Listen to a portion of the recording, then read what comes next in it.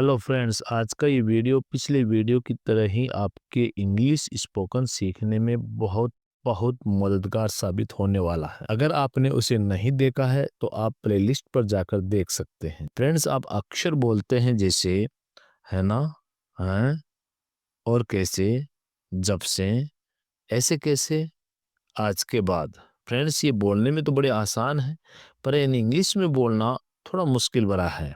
पर इस वीडियो में आप इन्हें बहुत ही आसान भाषा में बोलना सीखेंगे। तो चलिए इन्हें हम वन बाय वन करके सीखते हैं। सबसे पहले मैंने लिया है ना, या फिर हम बोलते हैं हाँ। तो फ्रेंड्स, सबसे पहले मैं आपको ये बता दूं कि इस प्रकार से आप तब बोलते हैं जब किसी दूसरे व्यक्ति से अपनी बात पर सहमति या फिर असहमति चाहते हो। यह अक्सर किसी भी सेंटेंस के एंड में बोला जाता है। इसके बोलने के लिए आपको ये ध्यान रखना होगा कि दिया हुआ सेंटेंस पॉजिटिव है तो आप इसे नेगेटिव बनाएंगे, और नेगेटिव है तो आप इसे पॉजिटिव बनाएंगे। एक्चुअल में ये इंग्लिश ग्रामर में क्वेश्चन टैग के नाम से जाना जाता है। इसे बनाने के लिए सेंटेंस के अनुसार सबसे पहले आप हेल्पिंग वर्ब लगाते हैं, और सेंटेंस के अनुसार आप इसके बाद नोट लगाते भी हैं और नहीं भी लगाते हैं। उसके बाद आप सब्जेक्ट का प्रोनाउन लिखते हैं। नोट आप तब लगाते हैं जब आपका दिया हुआ सेंटेंस पॉजिटिव होता है, और नेगेटिव होता है तो आप नहीं लगाते हैं। तो चलिए इसे एग्जाम्पल से अच्छे से समझते हैं। जब आप ये कहते हैं कि वह तुम्हारा भाई है ना, तो इसे इंग्लिश में बोलते हैं ही इज योर ब्रदर, और है ना के लिए हम बोलते हैं इजंट ही। तो हमने इजंट ही क्यों बोला?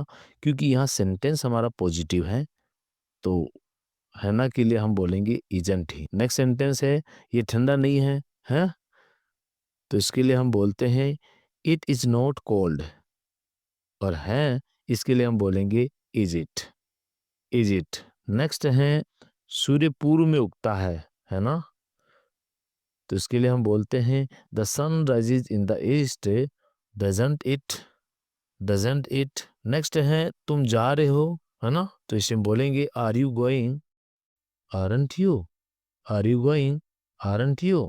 वह पढ़ा रही है ना, तो इसे हम बोलेंगे she is teaching, isn't she, she is teaching, isn't she. तो फ्रेंड्स, यहाँ है ना का मतलब है कि आप हेल्पिंग वर्ब के साथ नेगेटिव यानी नोट का प्रयोग करेंगे, और उसके बाद आप सब्जेक्ट का प्रोनाउन लगाएंगे, और केवल है बोला जा रहा है अपने स्टेटमेंट या अपने सेंटेंस की स्वीकृति जानने के लिए श्रोता से, तो आप केवल हेल्पिंग वर्ब के साथ सब्जेक्ट का प्रोनाउन का प्रयोग करेंगे। नेक्स्ट हमने लिया है और कैसे।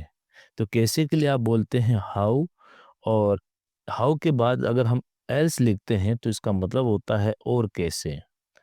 ऐसा आप तब बोलते हैं जब आप किसी से ये जानना चाहते हो कि वह किसी कार्य को किस तरह से करता है या फिर करेगा।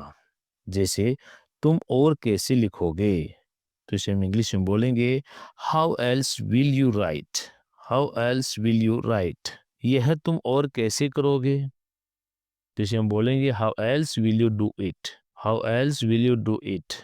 आप और कैसे खाना बनाते हैं, तो इसे हम बोलेंगे how else do you make food, how else do you make food.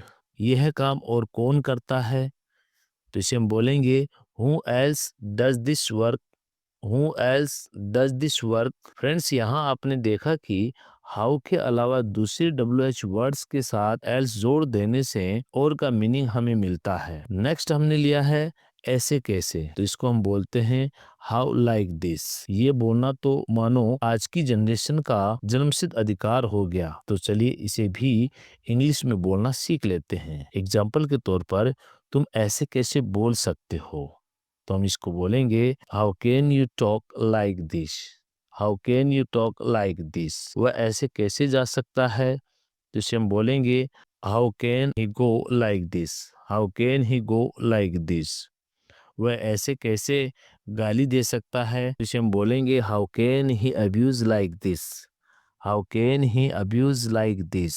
Next हमने लिया है जब से, और जब से के लिए हम सिंस वर्ड का प्रयोग करते हैं।